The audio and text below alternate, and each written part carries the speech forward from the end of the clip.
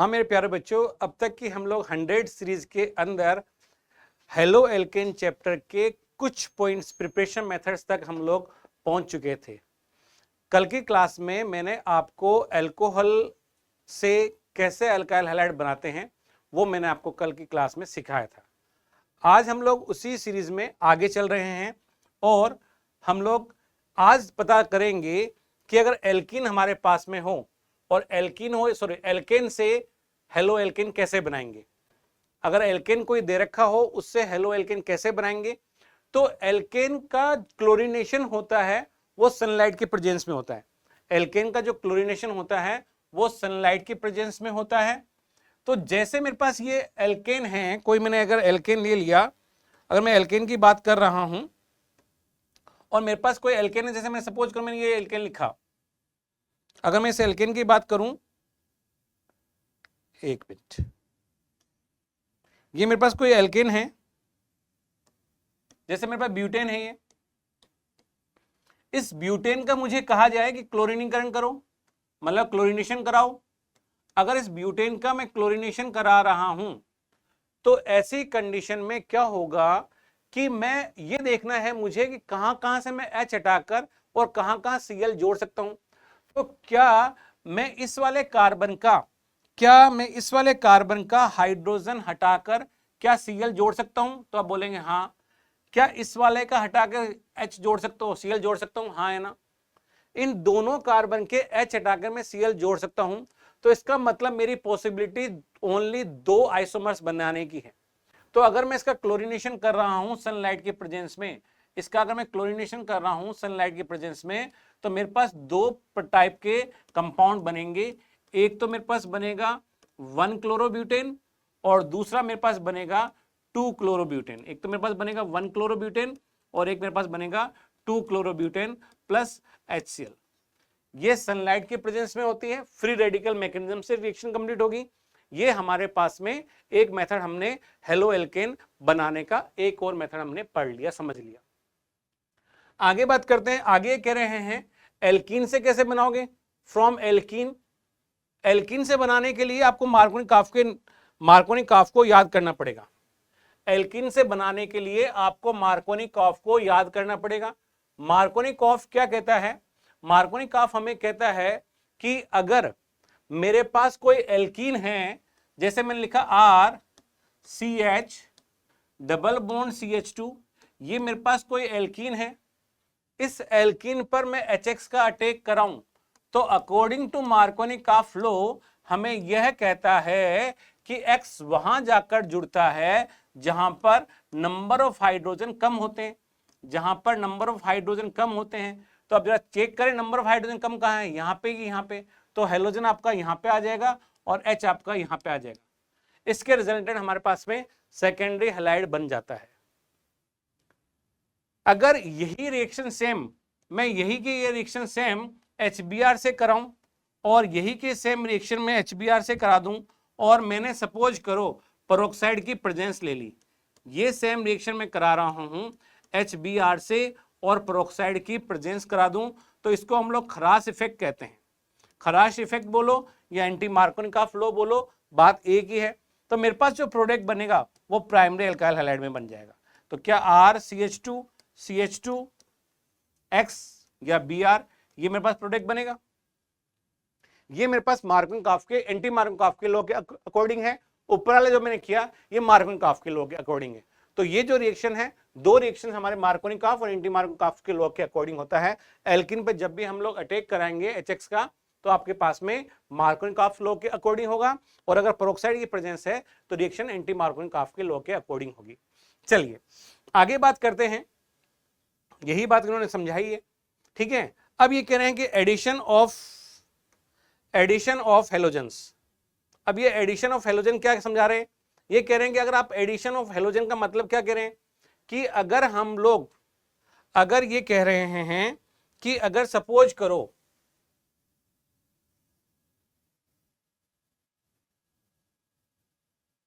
ठीक है, अब ये समझाना चाह रहे हैं कि अगर आपके पास में, देखिएगा, ये कह रहे हैं कि अगर आपके पास में CCl4 की प्रेजेंस है, अगर आपके पास में CCl4 की प्रेजेंस है और Br2 का अटैक करा रहे हैं, देखो HCH डबल बॉन्ड CHH, आप ब्रोमिनेशन करा रहे हो, ब्रोमीन से रिएक्शन करा रहे हो और आप जो प्रेजेंस ले रहे हो वो CCl4 की ले रहे हो। CCl4 जो होता है कार्बन टेट्रा क्लोराइड होता है, इनर्ट नेचर का होता है। अब देखो अगर इसकी बात करेंगे तो हम लोग क्या करेंगे, बिल्कुल आपके पास में ये H ऐसा कैसा, ये H ऐसा कैसा, C बॉन्ड CH, ये ऐसा कैसा, ये H ऐसा कैसा, 2 Br है, बॉन्ड तोड़ा, 1 Br आपका इधर आ जाएगा, 1 Br आपका इधर आ जाएगा। मैंने आपको लास्ट क्लास में बता रखा है, समझाया था मैंने आपको कि अगर आपके पास में 2 हैलोजन पड़ोसी कार्बन पे आए हुए हों, 2 हैलोजन पड़ोसी कार्बन पे जुड़े हुए हों, तो उन्हें हम लोग कहते हैं विसिनल डाई हैलाइड। तो ये हमारे पास में विसिनल डाई हैलाइड बनता है। और अगर एक ही कार्बन पे हो तो मैं आपको बता रखा है कि वो हमारे पास में जेम डाई हैलाइड बनता है। तो ये हमारे पास में विसिनल डाई हैलाइड और जेम डाई हैलाइड की मैं बात, इसमें हमारे पास क्या बन रहा है, ये जेम डाई हैलाइड बन रहा है। बात समझ में आ रही है आपके पास में?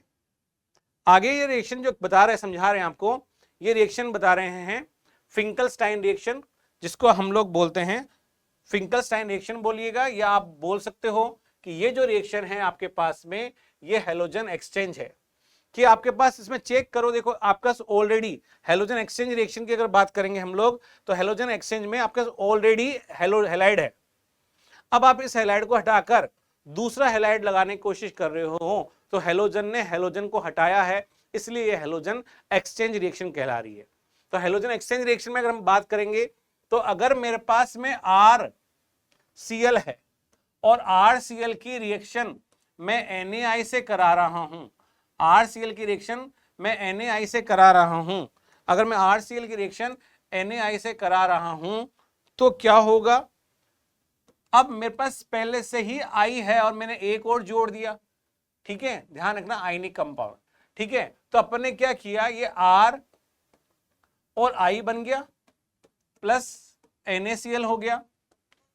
तो यहां पे देखो क्या किया, इस Cl का इस I ने क्या किया, रिप्लेस कर दिया, एक्सचेंज हो गया। तो इस कारण से हैलोजन एक्सचेंज रिएक्शन कहलाती है। इस रिएक्शन का नाम है, नेम रिएक्शन है, इसलिए एग्जाम के पॉइंट ऑफ व्यू से इंपॉर्टेंट होती है। इस रिएक्शन को फिंकलस्टाइन रिएक्शन कहते हैं।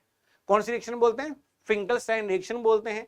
ये जो होती है रिएक्शन, ये ड्राई एसीटोन की प्रेजेंस में होती है। ये रिएक्शन जो होती है ड्राई एसीटोन की प्रेजेंस में होती है। तो ड्राई एसीटोन की प्रेजेंस में हम लोग फिंकलस्टाइन रिएक्शन को कंप्लीट करते हैं, ठीक है। तो ये हमारे पास में ड्राई एसीटोन की प्रेजेंस में हैलोजन एक्सचेंज की फिंकलस्टाइन रिएक्शन हमने कंप्लीट करी है। अगर हम लोग आगे पढ़ें, आगे पहुंचते हैं नेक्स्ट पेज पे, अगर हम मूव करते हैं तो नेक्स्ट पेज पे हम लोग जाएं तो हमारे पास में स्वार्ट रिएक्शन नजर आती है। ये जो रिएक्शन हमारे पास नजर आती है, ये हमारे पास में स्वार्ट रिएक्शन है। कौन सी रिएक्शन है बेटा, ये स्वार्ट रिएक्शन है। स्वार्ट रिएक्शन में क्या होता है, अगर आप नेक्स्ट पेज पे जा रहे हैं, स्वार्ट रिएक्शन में क्या होगा कि RBr की रिएक्शन, अगर आप RBr की रिएक्शन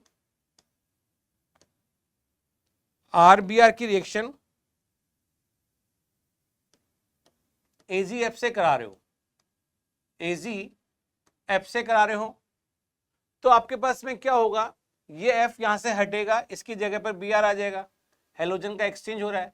आपके पास क्या बन जाएगा, RF plus AgBr, RF plus AgBr, यहां पर भी हैलोजन का एक्सचेंज हो रहा है।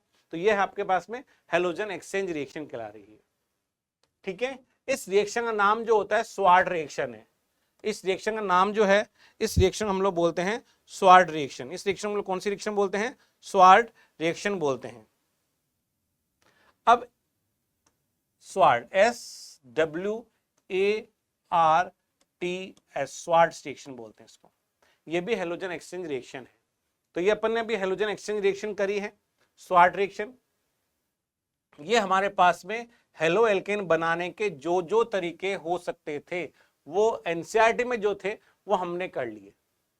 और भी तरीके तो बहुत सारे हैं, हुन्सडीकर रिएक्शन से भी होता है, ठीक है, टिल्डेन रीजेंट से भी होते हैं, और भी कई रिएक्शंस हैं, बट हमारे एनसीईआरटी में इतना ही था, इसलिए मैंने आपको इतनी ही रिएक्शंस कराई हैं, ठीक है। क्योंकि हम लोग एनसीईआरटी के लाइन बाय लाइन चल रहे हैं, पूरे चैप्टर को कंप्लीट करेंगे, क्योंकि हमारा टारगेट एक ही है कि 100 मतलब 100 में से 100 मार्क्स ही आने चाहिए हमारे, उसी की तैयारी कर रहे हैं। तो उसी में आगे बढ़ते हैं और अब हम लोग हेलो एरिन को बनाने की कोशिश करते हैं।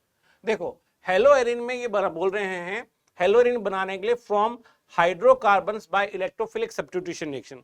ये इलेक्ट्रोफिलिक सब्स्टिट्यूशन रिएक्शन का मतलब क्या होता है?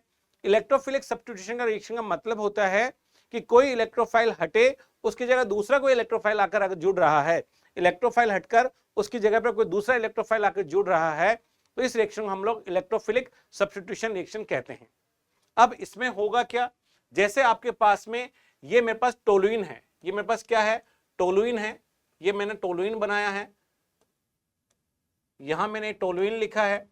इस टोलुइन का अगर मैं हेलोजिनेशन करा रहा हूं, इस टोलुइन का मैं अगर हेलोजिनेशन करा रहा हूं Fe और डार्क की प्रेजेंस में, Fe और डार्क की प्रेजेंस में, तो मेरे पास में क्या होगा? ये जो होता है ऑर्थो पैराडाइक्लिन वाला होता है, जो प्रोडक्ट बनेगा वो अपना ऑर्थो पैराडाइक्लिन वाला बनेगा। तो अपने पास में शायद ये ऐसा कुछ बनाएगा, एक तो ऑर्थो पे, एक तो मेरा ऑर्थो पे जुड़ जाएगा, 1 और 2 नंबर पे 2 सब्स्टिट्यूट जुड़े हुए हों, उसे ऑर्थो कहते हैं। और एक मेरे पास पैरा वाला बन जाएगा, एक मेरे पास पैरा वाला बन जाएगा। यहां पे मेरे पास आ जाएगा ये X और यहां पे ये CH3, ये जो बना मेरे पास पैरा वाला आ गया, ठीक है। तो ऑर्थो और पैरा वाला बनता है इनकी प्रेजेंस में, ठीक है। ये आपने इलेक्ट्रोफिलिक सब्स्टिट्यूशन रिएक्शन करी, H+ को हटाया है आपने, तो यहाँ पे इलेक्ट्रोफिलिक सब्स्टिट्यूशन रिएक्शन हुई है। अब हम लोग डाई एजिटेशन से बात करते हैं। नेक्स्ट है सैंडमेयर रिएक्शन या डाई एजिटेशन से पहले हम लोग क्या करेंगे? इससे पहले हम लोग आपको एनिलीन से बेंजीन डाइजोनियम क्लोराइड कैसे बनता है, इस प्रोसेस को कहते हैं डाई एजिटेशन, ठीक है। तो डाई एजिटेशन में क्या होता है आपके पास में? सबसे पहले जो एनिलीन है, सबसे पहले आपके पास में क्या है? जो एनिलीन है C6H5NH2, ये जो आपका एनिलीन है सॉरी, ये जो एनिलीन है इसकी रिएक्शन हम लोग NaNO2 और 2 टाइम्स HX से इसकी रिएक्शन कराते हैं, 2 टाइम HX से रिएक्शन कराते हैं। तो होगा क्या आपके पास में? जो है आपके पास में कुछ इस तरह का प्रोडक्ट बनेगा, C6H5N2X प्लस Na और X मिलके NX निकालेगा, और आपके पास में 2Na और 2H और 2H 4H और 2O मिलके 2H2O बन जाएगा। तो जो हमारे पास में ये जो बना है इसे बोलते हैं बेंजीन डाइएजोनियम हैलाइड। जो ये प्रोडक्ट बना है इसको बोलते हैं बेंजीन डाइएजोनियम हैलाइड। ये जो बेंजीन डाइएजोनियम हैलाइड हमारे पास में है, इस बेंजीन डाइएजोनियम हैलाइड की ये C6H5N2X बेंजीन डाइएजोनियम हैलाइड की रिएक्शन अगर मैं HCl से करा रहा हूं, HCl से करा रहा हूं Cu2Cl2 की प्रेजेंस में, Cu2Cl2 की प्रेजेंस में करा रहा हूं, तो मेरे पास में बनेगा C6H5Cl plus N2 plus HX। इस रिएक्शन को बोलते हैं सैंडमेयर रिएक्शन। जो ये रिएक्शन हमारे पास में है इस रिएक्शन को बोलते हैं सैंडमेयर रिएक्शन।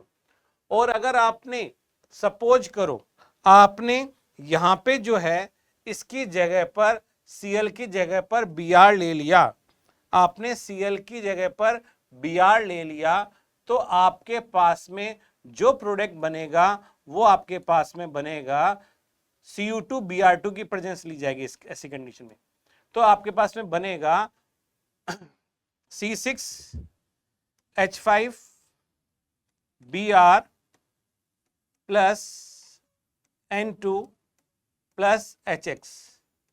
ये जो आपके पास में रिएक्शन है ये भी सैंडमेयर रिएक्शन है, ये भी सैंडमेयर रिएक्शन है, दोनों ही सैंडमेयर रिएक्शन है दोनों ही सैंडमेयर रिएक्शन है। और अगर आपने इसकी reaction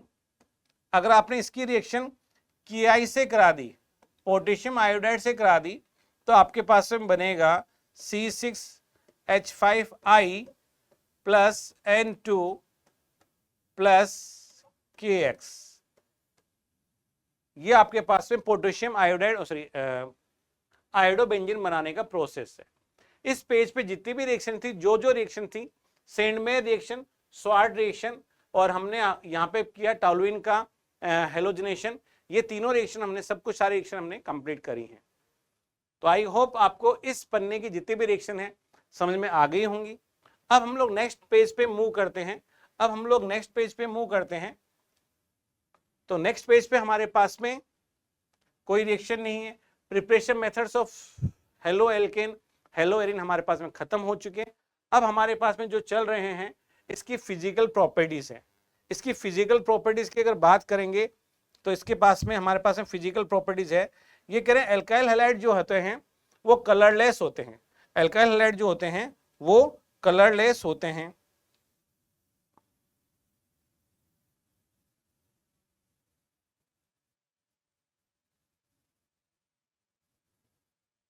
alkyl halides are colourless. ये क्या कहना चाह रहे हैं? ये कह रहे हैं कि एल्काइल हैलाइड जो आपके पास में होते हैं वो कलरलेस होते हैं। एल्काइल हैलाइड आपके पास में क्या होते हैं? कलरलेस होते हैं।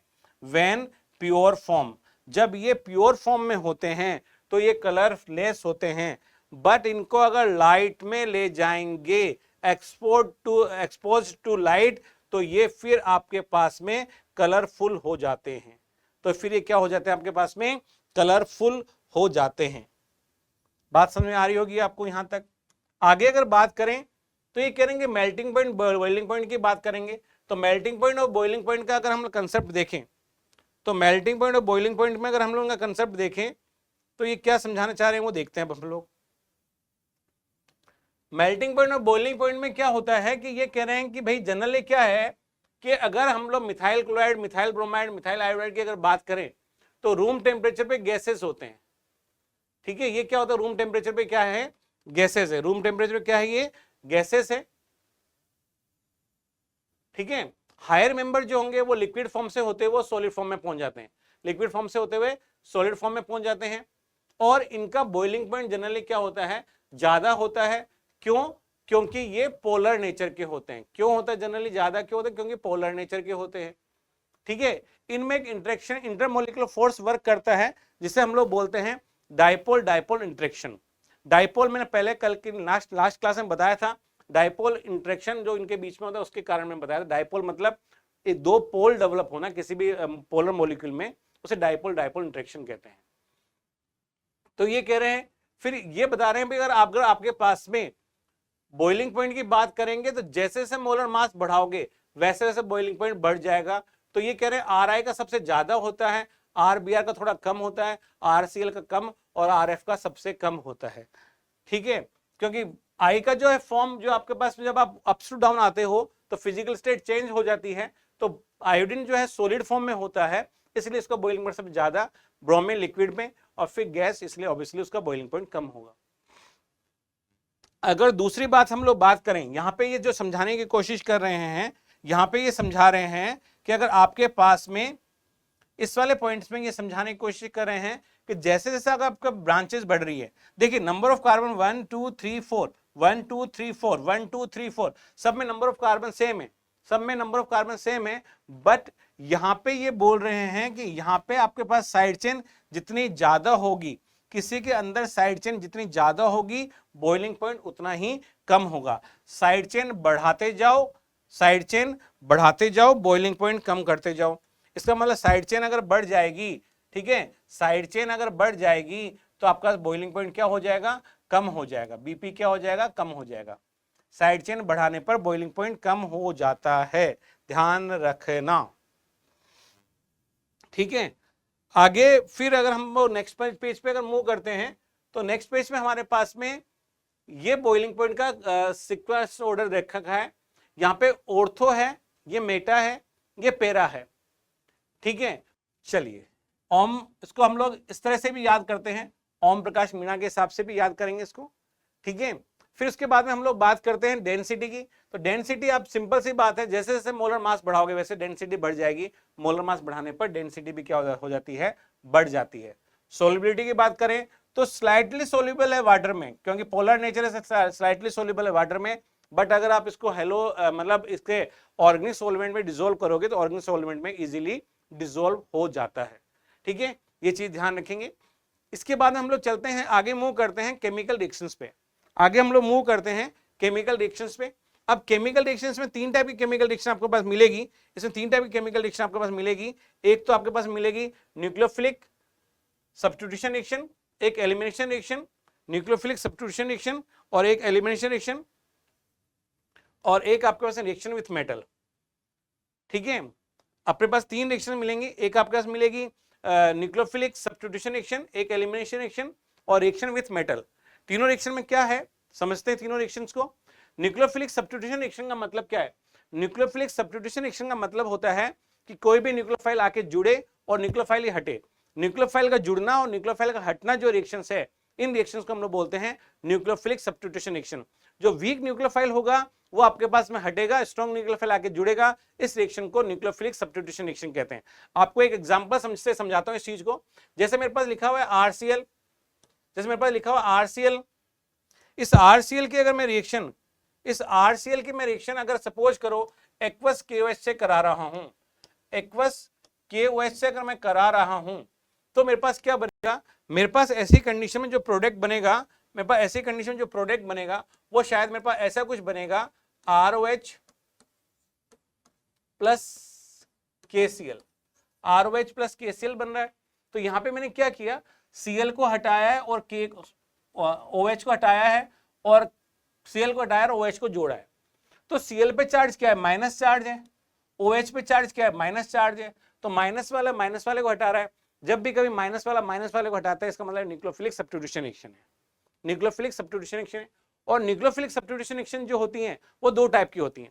न्यूक्लियोफिलिक सब्स्टिट्यूशन रिएक्शन आपके पास 2 टाइप की होती है, SN1 और SN2। न्यूक्लियोफिलिक सब्स्टिट्यूशन रिएक्शन आपके पास 2 टाइप की होगी, एक तो SN1 और एक SN2, जिसको आप बोलते हो SN1 और SN2। SN1 रिएक्शन का मतलब होता है, SN1 रिएक्शन मतलब unimolecular nucleophilic substitution reaction. SN2 का मतलब होता है bimolecular nucleophilic substitution reaction. Tertiary alkyl halide जो आपके पास में है, टर्शियरी अल्काइल हैलाइड आपके पास में जो है, ये आपके पास में unimolecular nucleophilic substitution reaction show करते हैं। जबकि प्राइमरी अल्काइल हैलाइड जो है आपके पास में, ये आपके पास में SN2 रिएक्शन शो करते हैं।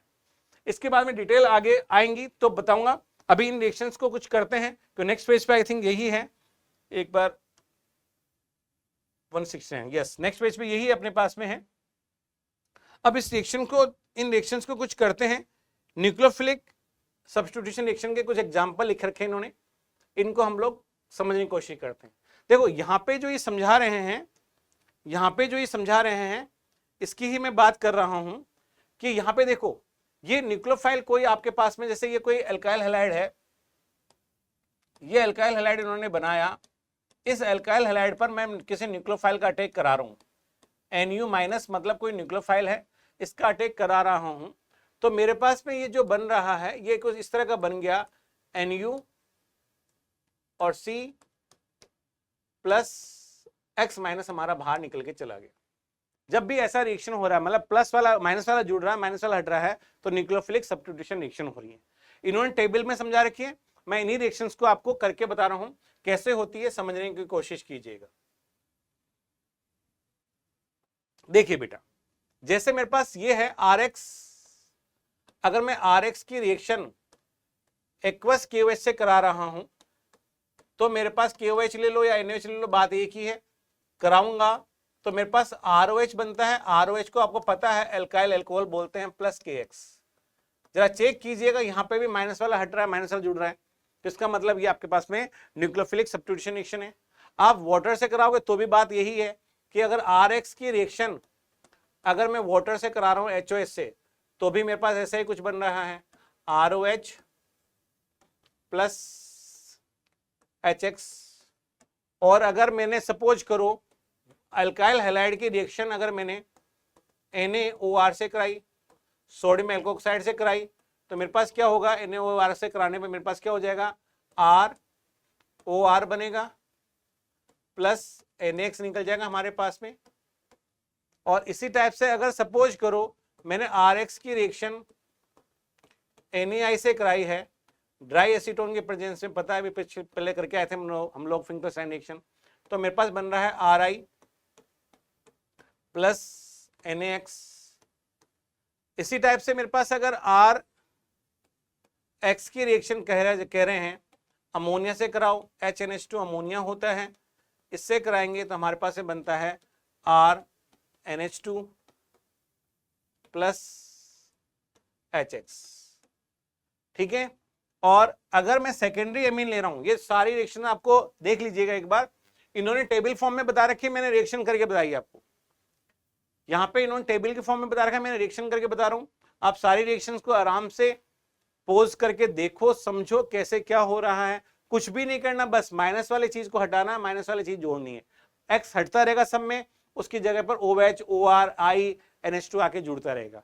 ऐसे ही अगर आगे चलते हैं और बढ़ते हैं सेकेंडरी एमीन और टर्शियरी एमीन, सेकेंडरी एमीन पे बढ़ते हैं और एल्काइल एमीन पे, तो एल्काइल हैलाइड की रिएक्शन अगर मैं HNHR RNH2 से करा रहा हूं तो मेरे पास H निकल जाएगा और सेकेंडरी एमीन मेरे पास बन जाएगा RNHR प्लस HX। और अगर मैंने सपोज करो सेकेंडरी एमीन काम में ले लिया, एल्काइल हैलाइड की रिएक्शन, अगर मैंने सेकेंडरी एमीन NHRR, ठीक है, सेकेंडरी एमीन काम में ले लिया, मतलब ये RRNH काम में ले लिया, तो मेरे पास बनता है RNRR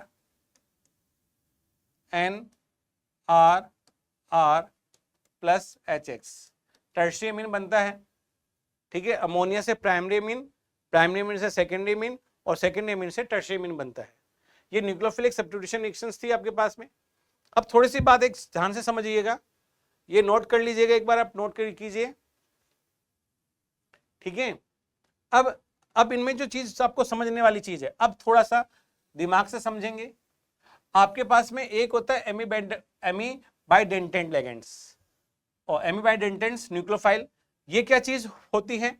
एमीबाइडेंटेंट का मतलब क्या होता है? एमीबाइडेंटेंट का मतलब होता है, हिंदी में बोलते हैं उभयतंतुक, मतलब आपके पास में अगर मैं बात कर रहा हूं NO2 की और मैं बात कर रहा हूं ONO की, दोनों का मोलिकुलर फॉर्मूला सेम है, दोनों का मोलिकुलर फॉर्मूला सेम है, लेकिन यहां पे बॉन्डिंग में पार्टिसिपेट N कर रहा है और यहां बॉन्डिंग में पार्टिसिपेट O कर रहा है। और अगर मैं बात कर रहा हूं CN की और मैं बात कर रहा हूं NC की, तो इनका मोलिकुलर फॉर्मूला सेम है, बट यहां पार्टिसिपेट NC कर रहा है, यहां बॉन्डिंग पार्टिसिपेट N कर रहा है। जब भी कभी इस तरह का कुछ होता है तो उसे हम लोग बोलते हैं एमीबाइडेंटेंट न्यूक्लियोफाइल। एमीबाइडेंटेंट न्यूक्लियोफाइल ये देखा हो, ठीक है। अब अगर मैं सपोज करो, यहां पे ध्यान देना, अगर मैंने एल्काइल हैलाइड की रिएक्शन KCN से करा रहा हूं तो ये आयनिक कंपाउंड होने के कारण मेरे पास जो प्रोडक्ट बनाएगा वो मेरे पास बनाएगा RCN। आयनिक कंपाउंड होने के कारण मेरे पास जो प्रोडक्ट बनाएगा वो बनाएगा RCN प्लस KX। लेकिन यही कि ये सेम रिएक्शन मैं एल्काइल हैलाइड की रिएक्शन अगर AgCN से करा दूं तो AgCN एक कोवैलेंट कंपाउंड होने के कारण मेरे पास जो प्रोडक्ट बनाएगा वो बनाएगा RNC बनाएगा प्लस AgX मेरे पास बाय प्रोडक्ट के रूप में निकल जाएगा। और अगर मैं सपोज करो यही चीज यहां पे समझा रहे हैं, KNO2 से कराएंगे RX की रिएक्शन, अगर हम लोग KNO2 से करा रहे हैं तो आपके पास में एल्काइल नाइट्राइड बनता है। KNO2 से क्या बनता है? Alkyl nitride RONO plus KX। और अगर हम लोग एल्काइल हैलाइड की रिएक्शन AgNO2 से करा रहे हैं तो ऐसी कंडीशन में आपके पास में RNO2 बनता है प्लस AgX। और अगर हम लोग एल्काइल हैलाइड की रिएक्शन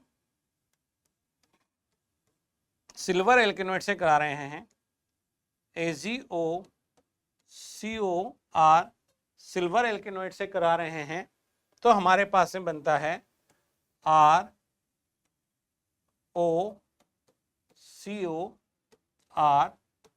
प्लस AgX।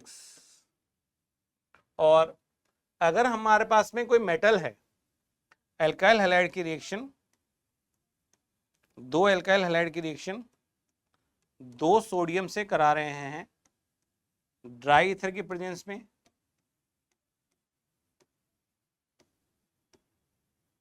तो आपके पास में दो NX निकल के एल्केन बन जाएगा, RR एल्केन बन गया प्लस ट्वाइस ऑफ NaX हो जाएगा। ठीक है, ये जो चार्ट जो आपके टेबल के अंदर जो रिएक्शंस थी मैंने आपको सारी बताई है, समझाई है। एक बार इन रिएक्शंस को आप कीजिए, ठीक है, और फिर हम देखते हैं आगे। जब तक आप इनको नोट कीजिए मैं पानी पी लेता हूँ। तो इन रिएक्शन में ऐसी शायद कोई रिएक्शन नहीं होगी जो आपको कोई दिक्कत करे, और वैसे मैंने सारी टेबल के फॉर्म में बताया, मैंने रिएक्शन को सारी आपको करके दिखाया है। ठीक है,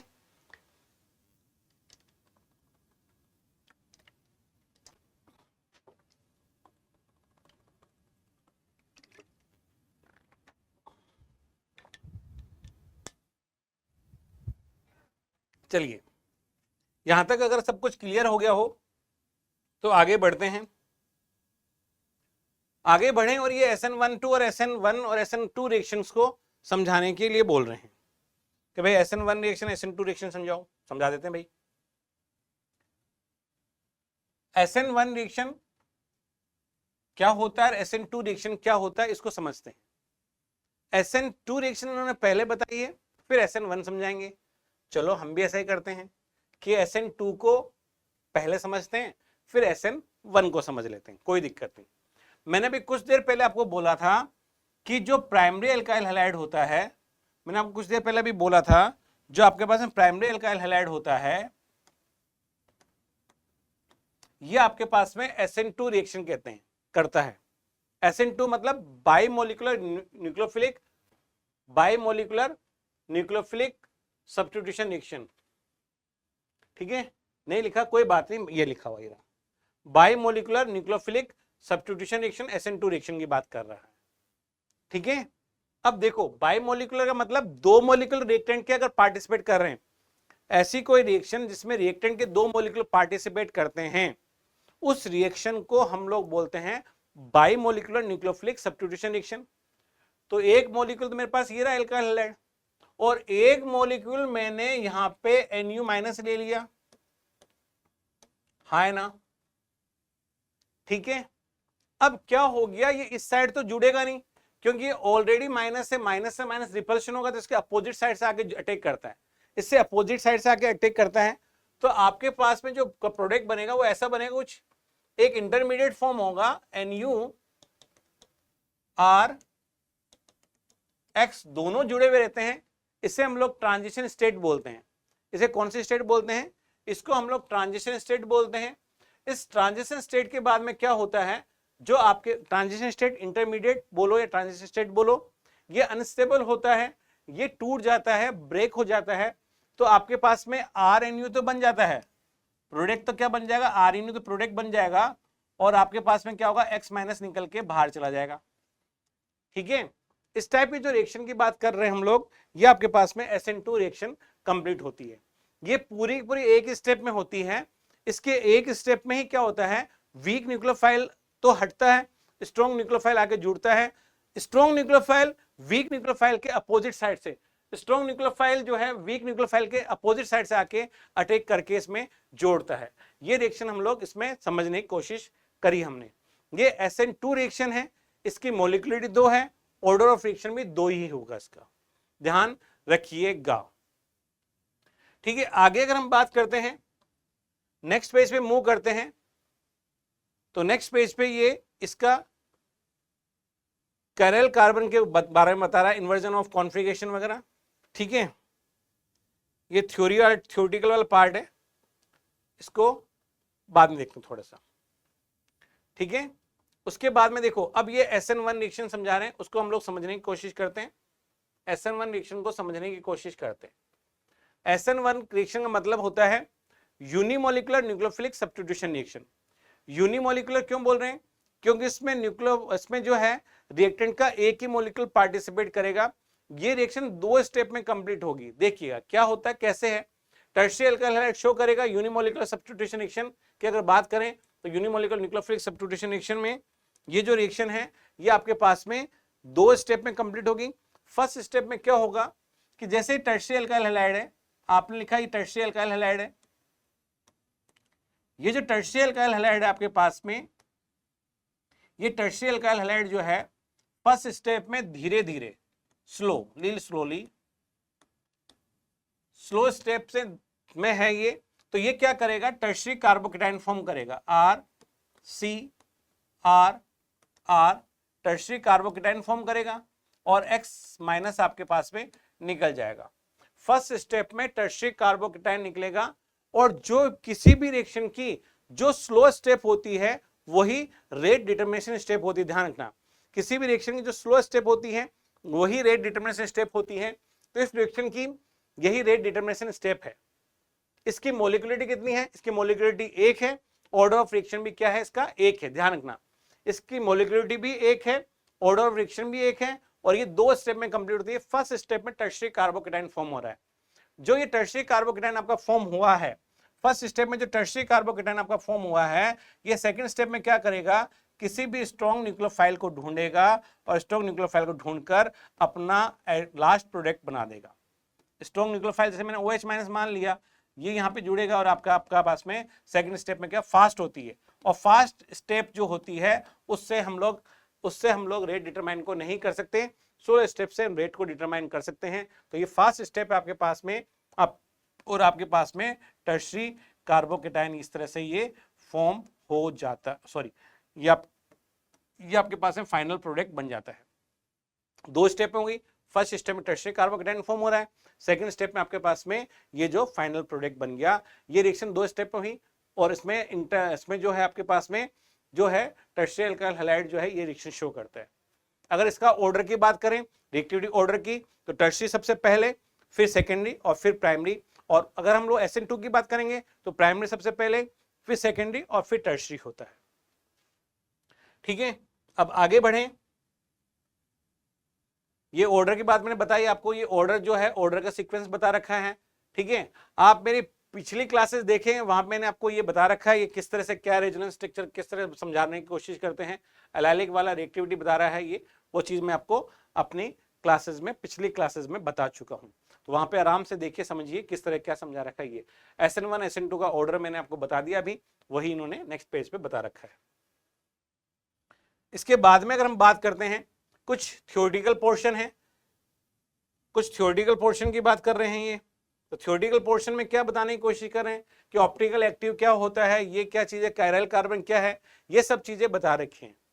ठीक है, अब आपके पास में कायरल कार्बन की अगर बात करें तो कायरल कार्बन क्या होता है, ऐसा कार्बन जो sp3 हो, ऐसा कार्बन जो sp3 हो और उसकी चारों वैलेंसीज 4 डिफरेंट ग्रुप से अगर जुड़ रही हो, 4 डिफरेंट ग्रुप से जुड़ रही हो, तो उस कार्बन को हम लोग कायरल कार्बन कहते हैं।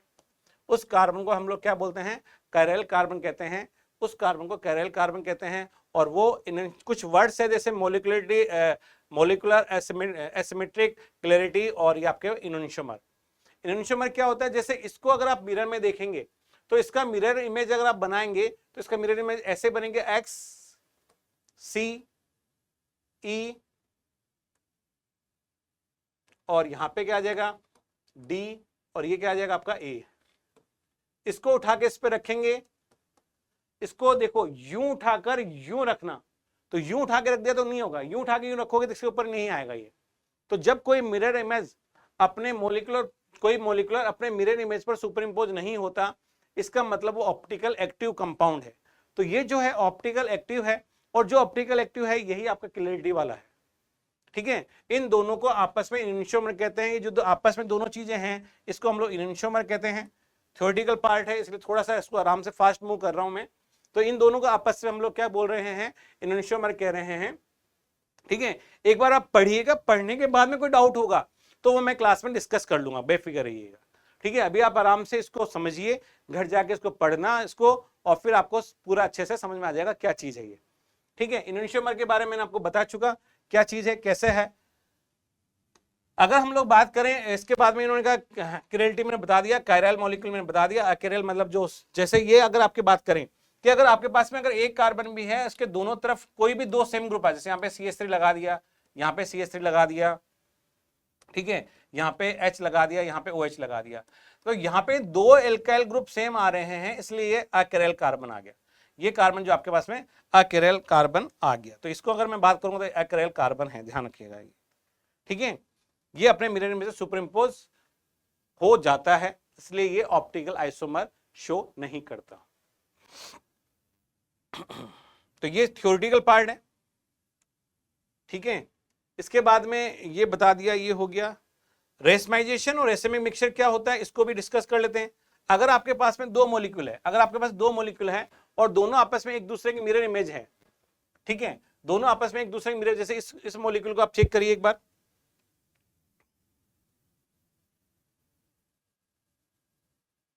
ज्यादा बड़ा हो गया,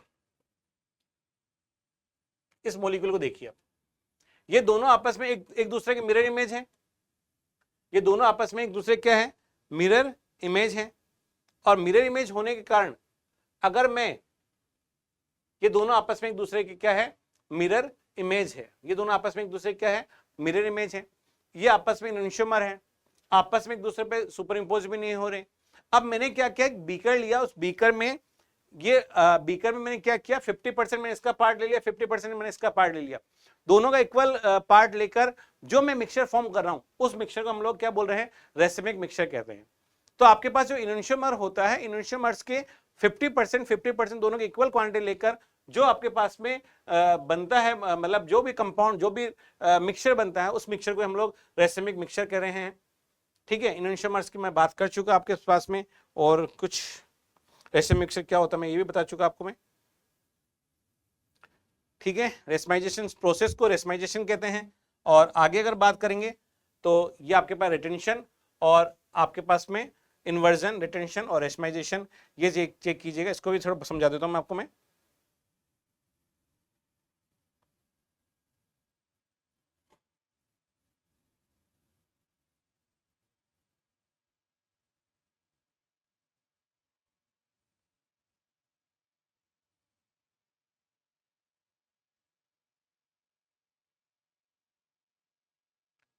हाँ, ठीक है, अब आप अगर ए की बात करें, ए में और बी में देखो ये y है, आपको x हटाना है, y को जोड़ना है। अब आप एक मिनट बीच में से इसको हटा दीजिएगा, बुक में देखना समझ में आएगा आपको, इसमें से इसको बीच में से हटा दीजिएगा, क्या दोनों आपस में एक दूसरे मिरर इमेज है, आपस में एक दूसरे में सुपर इम्पोज नहीं हो पा। इन दोनों की अगर बात करें रेसमाइजेशन, सॉरी, ये दोनों जो मिक्सचर इनका बनेगा वो रेसमिक मिक्सचर बनेगा, रेसमाइजेशन प्रोसेस होगा। अब ये कह रहे हैं कि आपके पास में ए की अगर बात करें, ए में देखो आपके पास में एक्स इसके अपोजिट साइड में आ रहा है, इधर आ रहा है, इधर आप वाई जोड़ रहे हो, इधर एक्स आ रहा है, इसके इधर वाई जोड़ रहे हो, ये चीज जो कहलाती है, ए को हम बोलेंगे रिटेंशन है। ए क्या चीज आपके पास में, रिटेंशन की बात करेगा, ए क्या चीज आपके पास में, रिटेंशन है। जबकि अगर मैं बी की बात करूंगा, जिस साइड एक्स है उसी साइड वाई जोड़ रहा है, तो इससे मैं क्या बोलूंगा, इन्वर्जन बोलूंगा, इससे मैं क्या बोलूंगा, इन्वर्जन बोलूंगा। तो ए और बी रिटेंशन इन्वर्जन के बारे में मैं बता चुका आपको मैं क्या चीज है। ठीक है, इसके बाद में अगर हम बात करेंगे, ये सब चीजें हो चुकी हमारे पास में। एलिमिनेशन रिएक्शन की बात करते हैं। एलिमिनेशन रिएक्शन के लिए अगर हम बात करें, एलिमिनेशन रिएक्शन की अगर बात करें हम लोग, चलो इसको थोड़ा समझाते हैं। एलिमिनेशन रिएक्शन में आपको, एलिमिनेशन रिएक्शन सेजेफ रूल के अकॉर्डिंग होती है। एलिमिनेशन रिएक्शन सेजेफ रूल के अकॉर्डिंग होती है कि अगर हम लोग 2 हेलो एल्केन, अगर हम लोग 2 हेलो एल्केन, जैसे मेरे पास ये है 2 हेलो एल्केन की अगर बात करें, 2 हेलो एल्केन का अगर मैं डीहाइड्रो हेलोजनेशन करूं, 2 हेलो एल्केन का मैं डीहाइड्रो हेलोजनेशन करूं, तो मेरे पास दो पॉसिबिलिटी है, मेरे पास दो पॉसिबिलिटी है इसका डीहाइड्रो हेलोजनेशन करने पर। मेरे पास दो पॉसिबिलिटी है। एक तो अगर मैं एल्कोहलिक केस से काम करा रहा हूं, तो एल्कोहलिक केस से ये काम कराने पे मेरे पास दो पॉसिबिलिटी आ रही मेरे पास। एक पॉसिबिलिटी ये है कि मैं यहां से क्या करूं, H और X निकालने की कोशिश करूं। एक पॉसिबिलिटी ये मैं यहां से HX निकालूं। एक पॉसिबिलिटी मेरे पास ये भी तो है कि मैं यहां से H और X निकालने की कोशिश करूं, तो दो जगह से मैं HX निकालने की कोशिश निकाल सकता हूं। अगर मैं यहां से H और X निकाल रहा हूं, यहां से अगर मैं H और X निकाल रहा हूं, तो ऐसी कंडीशन में मेरा डबल बॉन्ड यहां आएगा, तो मेरे पास फाइनल प्रोडक्ट क्या बनेगा, इस साइड अगर मैं ये निकाल रहा हूं ब्लू वाले से, अगर मैं ब्लू वाले से निकाल रहा हूं तो मेरे पास शायद फाइनल प्रोडक्ट ये आएगा CH3 CH2 CH double bond CH2, ठीक है। और अगर मैं ब्लैक वाले जो मैंने बताया था आपको, इससे निकाल रहा हूं मैं HX, तो मेरे पास डबल बॉन्ड कहां आएगा, तो ऐसी कंडीशन में डबल बॉन्ड कहां आएगा, CH3 CH double bond CH और ये CH3। अब ये कह रहे हैं कि आपके पास में जब 2 हेलो एल्केन का डीहाइड्रो हेलोजनेशन कर रहे हो, डीहाइड्रो, डी मतलब निकालना, हाइड्रो मतलब हाइड्रोजन और हेलोजन मतलब हेलोजन, डीहाइड्रो हेलोजनेशन करते हैं तो आपके पास दो तरह के कंपाउंड बनते हैं, एक तो मोनो मतलब ये आपके पास में फर्स्ट और सेकंड। अब ये कह रहे हैं फर्स्ट सेकंड में मेजर कौन सा, माइनर कौन सा है, तो आपको ये देखना है कि मेजर वो होगा जिसमें एल्काइल ग्रुप ज्यादा होंगे, वो एल्किन ज्यादा क्वांटिटी बनती है, मतलब ये आपके पास में 80% बनेगी, तो ये आपके पास में 20% ही बनेगी। तो ऐसा 80% और 20% का केस यही है कि 80% क्यों बन रही है, वो 20% क्यों बन रही है, क्योंकि अगर आप यहां पे बात करेंगे, देखेंगे तो आपके पास में क्या होगा, यहाँ पे केवल एक ही एल्काइल ग्रुप आ रहा है, जबकि यहाँ पे आपके पास दो एल्काइल ग्रुप आ रही है, दो एल्काइल ग्रुप आ रहे हैं, ठीक है। तो सेटजेफ का रूल जो है, सेटजेफ रूल हमें यही कहता है कि अगर 2 हेलो एल्केन का डीहाइड्रो हेलोजनेशन करें, 2 हेलो एल्केन का डीहाइड्रो हेलोजनेशन अगर हम लोग करते हैं, तो वो एल्केन हमारे पास ज्यादा क्वांटिटी में बनती है, जिसमें हमारे पास में एल्काइल ग्रुप ज्यादा होते हैं, इसमें एल्काइल ग्रुप ज्यादा है इसलिए ज्यादा क्वांटिटी बन रही है, इसमें एल्काइल ग्रुप कम है इसलिए कम क्वांटिटी में बन रही है, ठीक है। आगे अगर हम बात करते हैं, ये सब कुछ हमारे पास में हमें क्लियर हो गया यहां तक। एलिमिनेशन रिएक्शन, सेटजेफ रूल मैंने आपको बता दिया। इसके बाद में कह रहे ऑर्गेनोमेटेलिक कंपाउंड बनाना है, तो वो भी बनाते हैं। देखो ऑर्गेनोमेटेलिक कंपाउंड क्या होता है कि और मतलब आपका कार्बन और मेटल के बीच में डायरेक्ट बॉन्ड बना हुआ हो, कार्बन और मेटल के बीच में डायरेक्ट बॉन्ड बना हुआ हो, इस टाइप के कंपाउंड को ऑर्गेनोमेटेलिक कंपाउंड कहते हैं। RMGX गिग्नार्ड रिएजेंट इसका एक एग्जांपल है। अगर मेरे पास एल्काइल ब्रोमाइड है, एल्काइल ब्रोमाइड की मैं रिएक्शन अगर मैं Mg से करा रहा हूं, Mg से मैंने कराया और ड्राई ईथर की प्रेजेंस में कराया, तो मेरे पास जो प्रोडक्ट बन रहा है वो बनेगा RMGX। जो RMGX मेरे पास बना है यही मेरे पास गिग्नार्ड रिएजेंट होता है, ठीक है, ये गिग्नार्ड रिएजेंट होता है। इस गिग्नार्ड रिएजेंट की रिएक्शन अगर मैं एक्टिव हाइड्रोजन वाले कंपाउंड से कराऊं, इस गिग्नार्ड रिएजेंट की रिएक्शन में एक्टिव हाइड्रोजन वाले कंपाउंड से कराऊं, जैसे एक्टिव हाइड्रोजन वाले कौन से, ये RMGX है, इसकी रिएक्शन अगर मैं HOH से करा रहा हूं तो मेरे पास सेम कार्बन की एल्केन बनती है, तो RH बनेगा मेरे पास एल्केन प्लस MgX और OH अपना निकल जाता है, ठीक है। ये हमारे पास में गिग्नार्ड रिएक्शन जो है एक्टिव हाइड्रोजन वाले कंपाउंड से रिएक्शन करके ये आपके पास में एल्केन फॉर्म करता है। आप चाहे HOH से कराओ, ROH से कराओ, अमोनिया से कराओ, किसी से कराओ, इस तरह का कंपाउंड बनता है, ठीक है। ये जो मैं आपको बोला, समझाया मैंने आपको, वो ये रिएक्शन मैंने आपको बताया इन्होंने, ठीक है। आगे अगर हम बात करते हैं,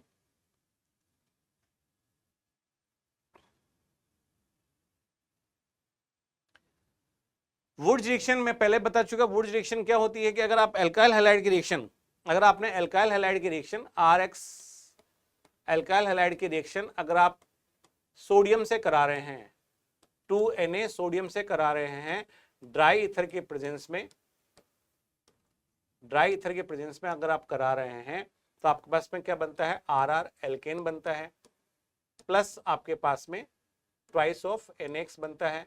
इस रिएक्शन को ही हम लोग वुड्स रिएक्शन कहते हैं, इस रिएक्शन को ही हम लोग वुड्स रिएक्शन कहते हैं, ये वुड्स रिएक्शन, ठीक है। ये रेजोनेंस का टॉपिक पढ़ा चुका हूं मैं ऑलरेडी आपको पहले क्लासेस में, ठीक है। अगले पेज पे क्या मिलेगा, चलो देखो, ये कहना चाह रहे हैं अब, ठीक है, कि यहाँ पे आपके पास में अगर मैं इसकी बात कर रहा हूं, बेंजीन का कोई सा भी कार्बन आप देख लो, वो सबका सब sp2 वाला होता है, उससे हेलोजन जुड़ रहा है तो sp2 वाला हेलोजन हो रहा है। जबकि अगर मैं इसकी बात कर रहा हूं एल्काइल हैलाइड की, तो एल्काइल हैलाइड में जो आपके पास में X जिस कार्बन से जुड़ता है ये आपके पास में sp3 होता है और ये वाला कार्बन आपके पास में sp2 होता है। यह समझा रहे हैं आपको। अब ये कह रहे हैं कि जैसे जैसे आप टेम्परेचर कम करते हैं आपके पास में NaOH से जब रिएक्शन करते हैं ना, ये देखो रिप्लेसमेंट बाय हाइड्रोक्सिल ग्रुप की अगर बात करें, क्लोरोबेंजीन की रिएक्शन अगर करा रहे हैं NaOH से, तो देखो यहां पे इन्होंने क्या किया, 623 डिग्री केल्विन टेम्परेचर लिया है। 623 डिग्री केल्विन टेम्परेचर लेने पर आपने इसको हटा दिया। फिर इन्होंने क्या किया, आपके पास में 443 443 लिया, 443 लेने पे भी आपका हटा दिया। यहाँ पे एक NO2 आते ही 443, मतलब NO2 ग्रुप अगर आ रहा है तो टेम्परेचर कम करने से भी आपका काम चल जाएगा। ऊपर वाले फर्स्ट वाले एग्जाम्पल में आपका NO2 नहीं है तो आपको टेम्परेचर हाई रखना पड़ा, 623 केल्विन टेम्परेचर आपको रखना पड़ा। लेकिन जब आप इसकी बात कर रहे थे, लेकिन जब आप नेक्स्ट रिएक्शन में अगर बात कर रहे थे आप, तो यहां पे आपका जैसे NO2 आ गया, जैसे आपके पास एक NO2 आ गया, एक मिनट, जैसे आपका NO2 आ गया तो आपका कम टेम्परेचर पे भी काम चल गया। देखो यहां पे 443 केल्विन, यहां पे 623 केल्विन टेम्परेचर लिया, फिर जाके आपका फिनोल बना। अब यहां पे इन्होंने क्या किया कि जैसे एक NO2 आपके आ गया तो टेम्परेचर कम हो गया, 623 केल्विन से 443 केल्विन पे काम हो गया। फिर एक और NO2 आ गया तो और भी कम हो गया। फिर सपोज करो एक और NO2 आ जाएगा तो फिर और भी टेम्परेचर कम हो जाएगा। अब देखो यहाँ पे गर्म पानी से काम चल गया। तो ये यही समझाने चाह रहे हैं कि जैसे जैसे NO2 ग्रुप आपके पास में आता जाएगा वैसे वैसे टेम्परेचर कम टेम्परेचर पे भी रिएक्शन आपकी हो जाएगी। यहां पे भी ये चीज हमको समझ में आती होगी। इसके बाद में अगर हम बात करें, इसके बाद में हम लोग बात करें कि कुछ इलेक्ट्रोफिलिक सब्स्टिट्यूशन रिएक्शन के एग्जांपल दे रखे हैं इन्होंने, कुछ मतलब इलेक्ट्रोफिलिक सब्स्टिट्यूशन रिएक्शन के एग्जांपल दे रखे हैं, उनको हम लोग करने की कोशिश करते हैं। देखो यहां पे ये बोल रहे हैं हेलोजनेशन, नाइट्रेशन और सल्फोनेशन। हेलोजनेशन में देखो ये जैसे सॉरी, जैसे क्लोरोबेंजीन है, अगर इस क्लोरोबेंजीन की मैं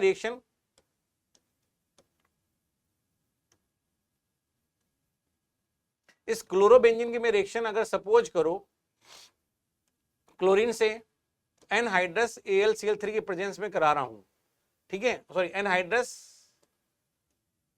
FeCl3 के प्रेजेंस में करा रहा हूं, तो इलेक्ट्रोफिलिक सब्स्टिट्यूशन रिएक्शन हो रही है और इलेक्ट्रोफिलिक सब्स्टिट्यूशन रिएक्शन के रिजल्टेंट आपके पास में क्लोरीन जो होता है ऑर्थो पैराडाइक्लिक वाला होता है, मतलब एक बार ऑर्थो से हटाएगा, एक बार पैरा से हटाएगा, तो आपके पास में यहां पे ऐसा कुछ बन जाएगा, ऐसा आपके पास प्रोडक्ट बन जाएगा Cl और एक Cl यहां पे प्लस आपके पास में ऐसा कुछ दूसरा वाला बनेगा, एक Cl यहां पे, एक Cl यहां पे प्लस HCl, ठीक है। इलेक्ट्रोफिलिक सब्स्टिट्यूशन रिएक्शन का एग्जांपल है क्लोरीनेशन। अब इसके बाद में नाइट्रेशन की बात करेंगे, तो नाइट्रेशन में क्या होगा, ये क्लोरोबेंजीन प्लस वही नाइट्रेशन मतलब HNO3 से NO2 ग्रुप इलेक्ट्रोफाइल है, वो जाके अटैक करेगा, आपके पास में क्या हो जाएगा, ऐसा हो जाएगा, ये Cl यहां पे एक बार ऑर्थो पे NO2 जोड़ोगे, एक बार पैरा पे जोड़ोगे,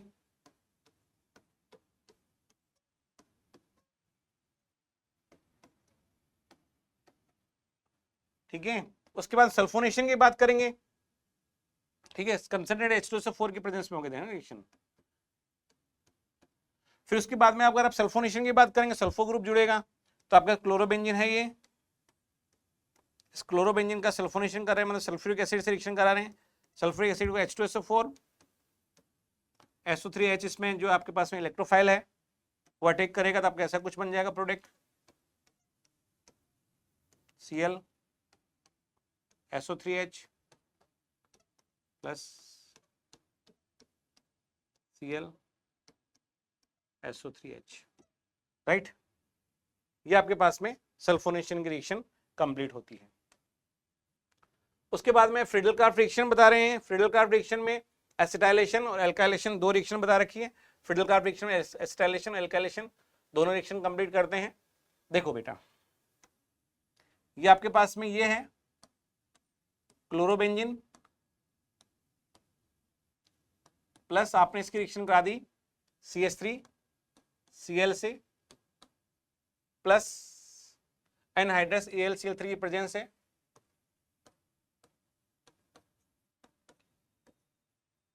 आपके पास में एक बार ये इसमें ये इलेक्ट्रोफाइल है, एक बार ऑर्थो पे जुड़ जाएगा, एक बार पैरा पे जुड़ जाएगा, तो आपका ऐसा बन जाएगा Cl और ये CH3, एक ही हो जाएगा।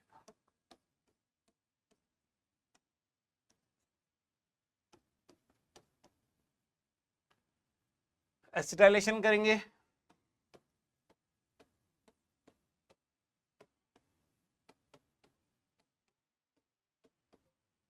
CH3 CO Cl, same presence आपके पास में यह बन जाएगा।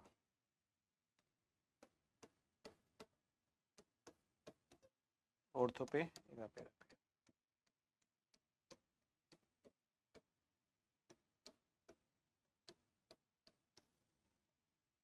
ठीक है।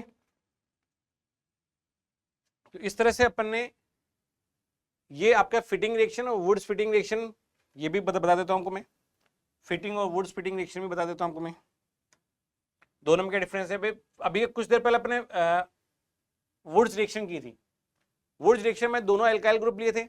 अगर हमने एक तरफ एल्काइल ग्रुप, एक तरफ अगर हमने एल्काइल हैलाइड ले लिया RX, और एक तरफ अपने 2Na प्लस अपन ने एक तरफ XC6H5 लिया, वही ड्राई ईथर की प्रेजेंस,